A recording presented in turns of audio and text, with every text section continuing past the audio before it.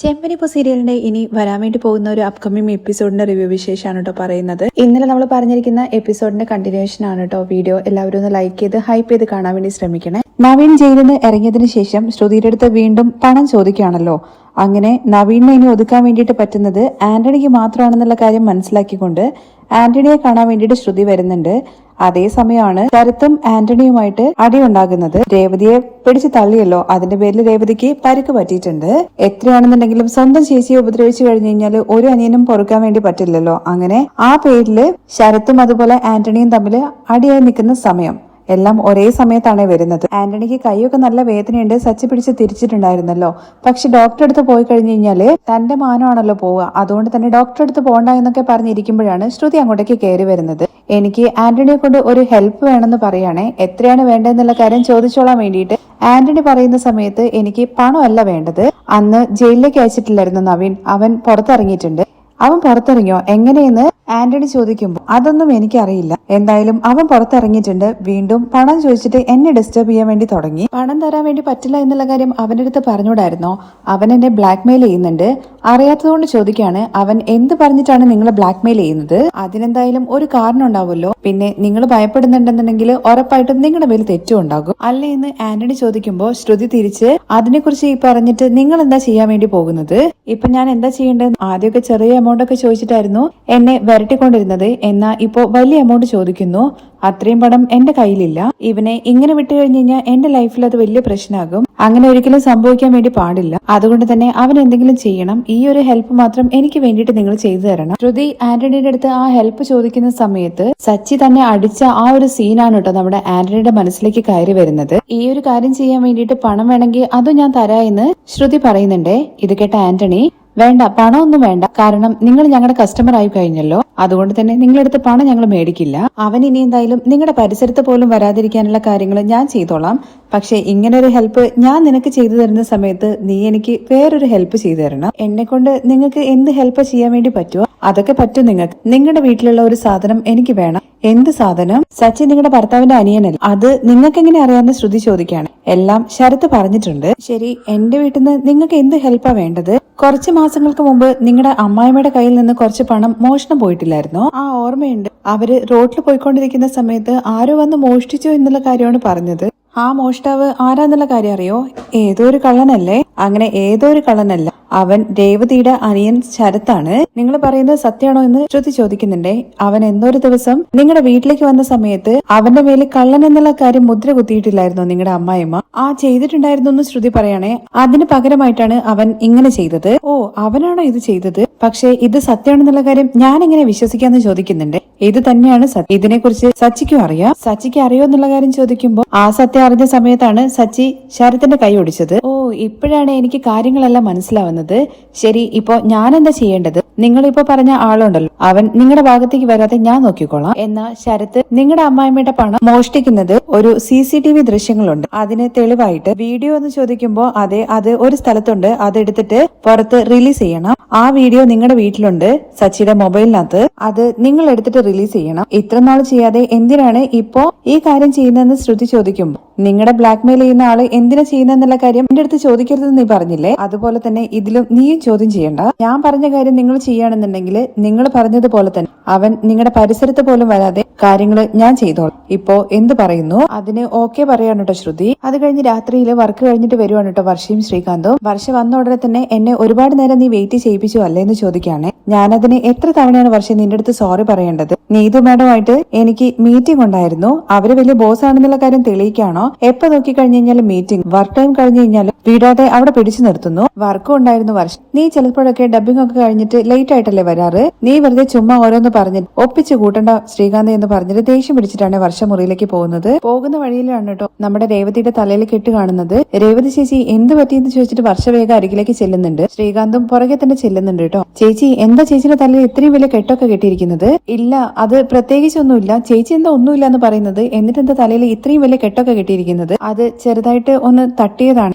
എന്തൊക്കെയാ ചേച്ചി ഈ പറയുന്നത്? എന്നിട്ട് ചേച്ചി എന്തിനാ ഈ ജോലിയൊക്കെ ചെയ്യുന്നത്? ചേച്ചിക്ക് റെസ്റ്റ് എടുത്തൂടെ? ശരി ചേച്ചി, ഇതെങ്ങനെയാണ് പറ്റിയത് എന്നുള്ള കാര്യം വർഷ ചോദിക്കുമ്പോ എന്നൊക്കെ പറഞ്ഞിട്ട് ഉരുണ്ട് കളിക്കാണ് കേട്ടോ നമ്മുടെ രേവതി. അപ്പോഴാണ് വാ ശ്രീകാന്ത് എന്നുള്ള കാര്യം പറഞ്ഞുകൊണ്ട് സച്ചി അവരുടെ അരികിലേക്ക് ചെല്ലുന്നത്. ഇതെന്താ സച്ചേട്ടാ രേവതി ചേച്ചിന്റെ തലയിൽ മുറിവ് പറ്റിയിരിക്കുന്നത്? എന്നിട്ട് ചേച്ചിയെ കൊണ്ട് ജോലി ചെയ്യിപ്പിക്കുന്നു. പിന്നെ ഞാനല്ലേ അവളുടെ അടുത്ത് ജോലി ചെയ്യാൻ വേണ്ടി പറഞ്ഞത്? നിനക്ക് തന്നെ അറിഞ്ഞൂടെ അവള് തന്നെ എല്ലാം ചെയ്യുന്നതാണ്. നിന്റെ അടുത്ത് രേവതി ഞാൻ റെസ്റ്റ് എടുക്കാൻ വേണ്ടിയിട്ടല്ലേ പറഞ്ഞിരിക്കുന്നത്? അത് സച്ചേട്ടാ അവിടെ ഭയങ്കര വൃത്തികേടായി കിടക്കുമായിരുന്നു, അതുകൊണ്ടാണ്. ചേച്ചി ഞാൻ ഇത്രയും നേരം ചോദിച്ചതിന് ചേച്ചി മറുപടി പറഞ്ഞു. എങ്ങനെയാണ് ചേച്ചിക്ക് ഈ പരിക്ക് പറ്റിയത്? അത് എന്ന് പറഞ്ഞ് രേവതി പറയാൻ വേണ്ടിയിട്ട് ബുദ്ധിമുട്ടുന്ന സമയത്ത് സച്ചിയാണെന്നുണ്ടെങ്കിൽ നടന്നു പോകുന്ന സമയത്തെ സൂക്ഷിച്ചും കണ്ടൊക്കെ നടക്കണം. നടക്കുന്ന സമയത്ത് താഴെ നോക്കാതെ നടക്കുന്നത് കൊണ്ട് തന്നെ ഒരു പഴത്തൊലിയില് കാല് ചവിട്ടിയിട്ട് തെന്നി വീണതാണ്.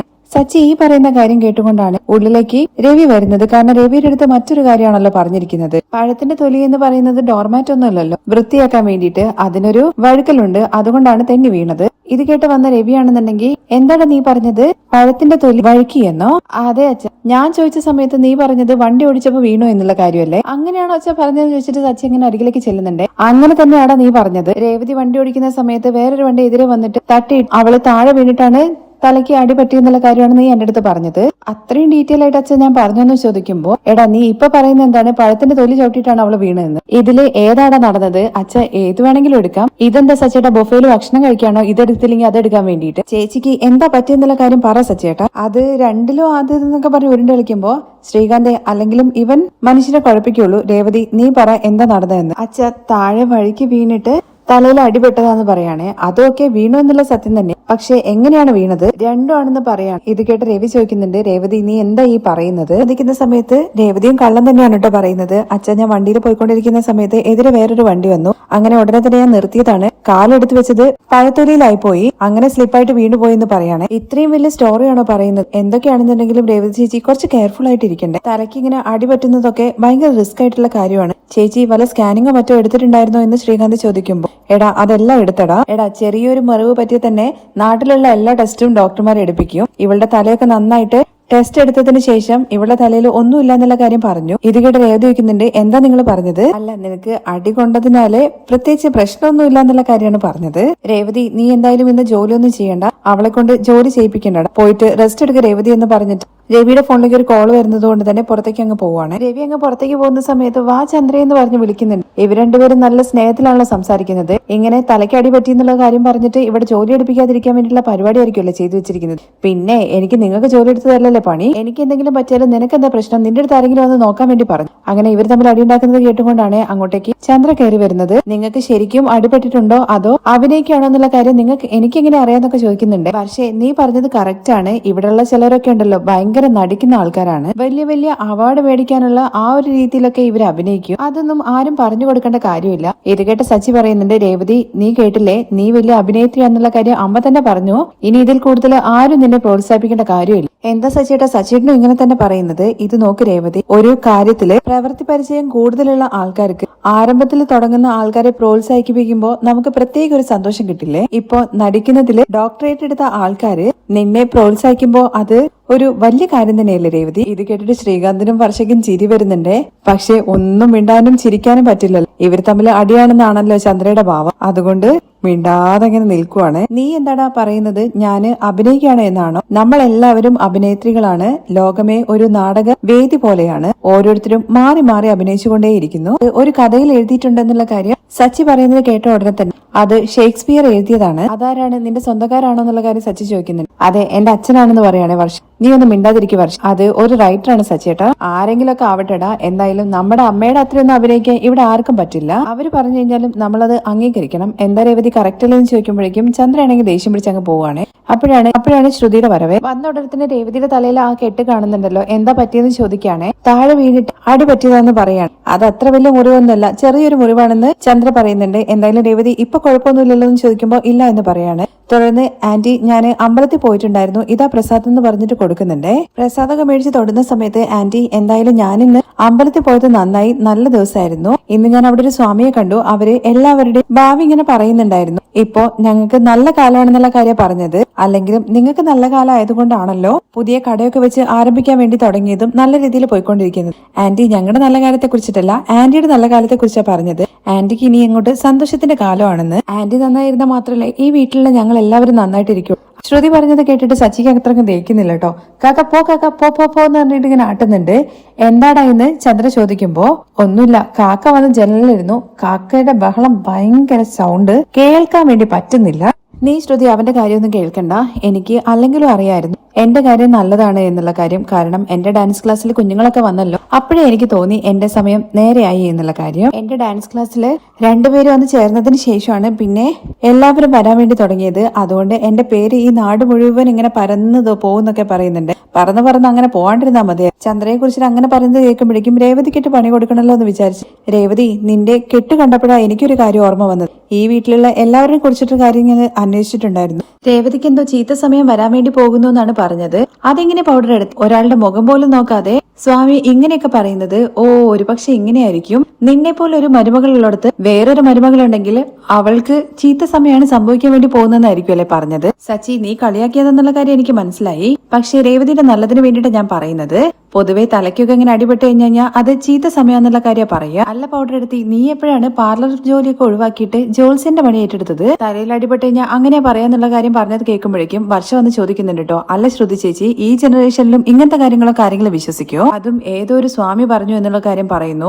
അയാൾക്ക് നല്ല സമയമാണെന്നുണ്ടെങ്കിൽ പിന്നെ അയാൾ എന്തിനാണ് വെറുതെ അമ്പലത്തിന്റെ നടയിലൊക്കെ പോയി ഇരിക്കുന്നത്? അവരെ കാശ് സമ്പാദിക്കാൻ വേണ്ടിയിട്ട് എന്തെങ്കിലുമൊക്കെ പറയും, നിങ്ങളും അത് വിശ്വസിച്ച് നടക്കുവാണോ എന്ന് കരുതിയിട്ട് വർഷേ നമുക്ക് പൂർണ്ണമായിട്ട് അത് തള്ളിക്കളയാനൊന്നും പറ്റില്ലല്ലോ. എന്നാലും രേവതിയുടെ നല്ലതിന് വേണ്ടിയിട്ടല്ലേ ഞാൻ പറഞ്ഞത്. രേവതിക്ക് എന്തെങ്കിലും സംഭവിച്ചാലോ? ഭയങ്കരമായിട്ട് രേവതിക്ക് എന്തോ സംഭവിക്കണമെന്ന് ആഗ്രഹിക്കുന്നത് പോലെയുണ്ടല്ലോ. അവളുടെ നല്ല മനസ്സിന് ഒന്നും സംഭവിക്കില്ല. വെറുതെ ശ്രുതി അവരെടുത്ത് നല്ല കാര്യങ്ങളൊന്നും പറയണ്ട. നീ നല്ലത് പറഞ്ഞു കഴിഞ്ഞാലും അത് മോശപ്പെട്ട രീതിയിലേ എടുക്കുള്ളൂ. എന്തായാലും നീ എന്നെ കുറിച്ച് പറഞ്ഞില്ലേ, അതിൽ ഞാൻ ഭയങ്കര സംതൃപ്തിയാണ്. ബാക്കിയുള്ളവരെ കാര്യം അങ്ങ് വിട്ടേക്കെന്ന് പറഞ്ഞിട്ട് ചന്ദ്ര അങ്ങ് ഉള്ളിലേക്ക് കയറി പോവാണ്. ചന്ദ്ര പോയി കഴിഞ്ഞതിന് ശേഷം, സച്ചി നീ പറഞ്ഞില്ലേ കാക്കയുടെ ശല്യം കൂടുതലാണ് എന്നുള്ള കാര്യം, നമുക്ക് ഉടനെ തന്നെ അടിച്ച് ഓടിക്കുക എന്ന് പറഞ്ഞിട്ട് ഭയങ്കര സന്തോഷത്തോടു കൂടി ശ്രുതി പോകുന്നത് കാണുമ്പോൾ തന്നെ എന്തൊക്കെയോ പ്ലാൻ ചെയ്തിട്ടുണ്ടെന്നുള്ള കാര്യം മനസ്സിലാക്കുന്നുണ്ട്. ശ്രുതി പോയി കഴിഞ്ഞതിന് ശേഷം വർഷ പറയുന്നുണ്ട് രേവതി ചേച്ചി എന്നിട്ട് റെസ്റ്റ് എടുക്കുമെന്ന്. ശ്രീകാന്ത് പറയും പോകുന്ന സമയത്ത് സച്ചേട്ടന്റെ അടുത്ത് രേവതി ചേച്ചിയെ നോക്കുമെന്ന് പറഞ്ഞിട്ടാണ് രണ്ടുപേരും ഉറിയിലേക്ക് കയറി പോകുന്നത്. അപ്പോഴും ശ്രുതി പറഞ്ഞ കാര്യത്തെക്കുറിച്ച് തന്നെയാണ് കേട്ടോ രേവതി ചിന്തിക്കുന്നത്.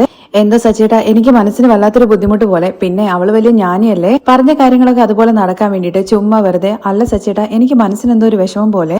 നീ ഇവിടെ ഇരിക്കേ. അച്ഛമ്മ ഒരു കാര്യം പറയാറുണ്ട്, നല്ല കാര്യങ്ങൾ മാത്രം ഈ ചെവിയിലൂടെ ഉള്ളോട്ട് എടുക്കണം, അല്ലാത്ത കാര്യങ്ങൾ ഈ ചെവിയിലൂടെ പുറത്തേക്ക് വിടണമെന്ന്. അതിനു വേണ്ടിയിട്ടാണ് നമുക്ക് രണ്ട് ചെവികൾ തന്നിരിക്കുന്നത്. നീ കൂടുതലായിട്ട് ഒന്നും ആലോചിച്ചിട്ട് സങ്കടപ്പെടാൻ വേണ്ടി നിൽക്കണ്ട. നീയെ കൂടുതൽ ചിന്തിക്കാതെ റെസ്റ്റ് എടുക്കാൻ വേണ്ടി നോക്ക്.